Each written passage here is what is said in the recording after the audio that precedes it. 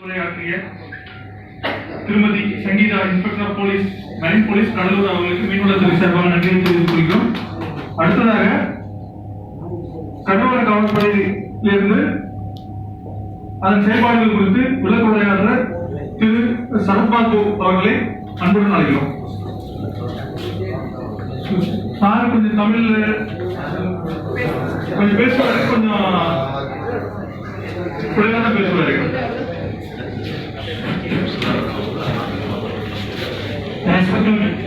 Director of Fisheries, Inspector of Coastal Security 2, dignitaries from various departments, fishermen heads and all.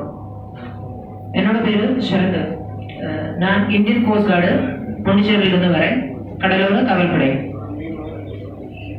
காவல்படை Indian cost card நீங்க கேள்விப்பட்டிருக்கேன் already. Actually ഇതിന്റെ head வந்து Delhi, new டெல்லியில். அதுக்கப்புறம் அதுக்கு கீழே பாம்பே, விசாகப்பட்டினம். அதுக்கு கீழே டிஸ்ட்ரிக்ட் ஹெட் குவார்ட்டர்ஸ் இருக்கு. 14 டிஸ்ட்ரிக்ட் ஹெட் குவார்ட்டர்ஸ் இருக்கு.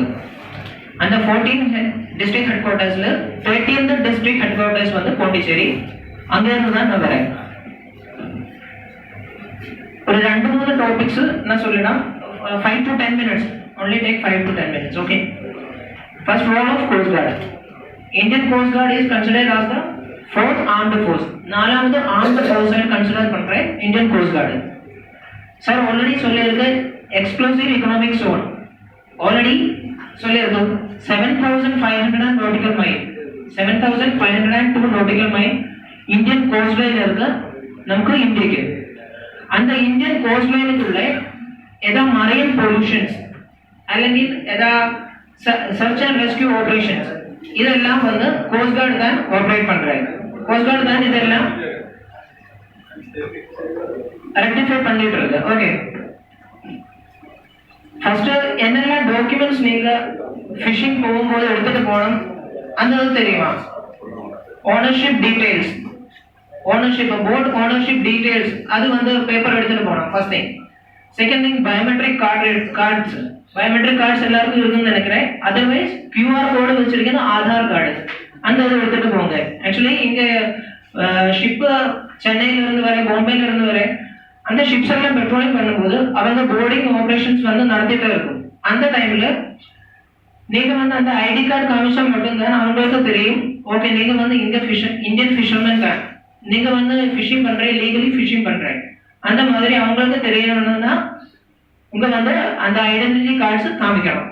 Second thing, and the life saving equipments. என்னெல்லாம் லைஃப் சேவிங் எக்யூப்மெண்ட்ஸ் எடுத்துட்டு போகணும்னு லைஃப் ஜாக்கெட்ஸ். எவ்வளோ ஆள்கார் போல மேக்ஸிமம் ட்ரை பண்ணிடுங்க அவ்வளோ லைஃப் ஜாக்கெட்ஸ் எடுத்துட்டு போறதுக்கு. செகண்ட் வந்து லைஃப் பாய் எவ்வளோ எடுத்துட்டு போக முடியுமோ அவ்வளோ லைஃப் பாய் எடுத்துட்டு போங்க.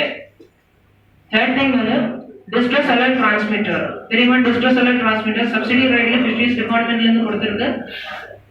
அது தெரியுங்களே, அது மேக்ஸிமம் எடுத்துட்டு போங்க.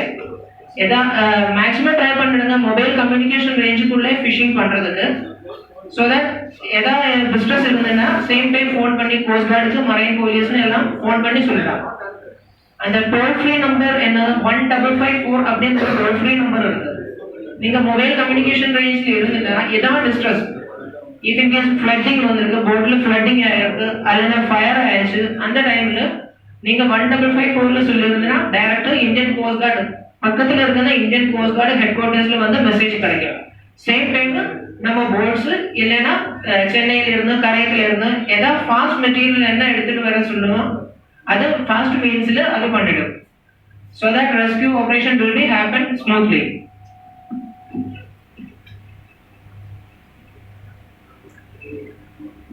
And 1554 already சொல்லிருக்கு.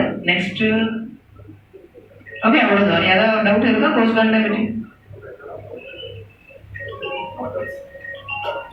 Okay, thanks.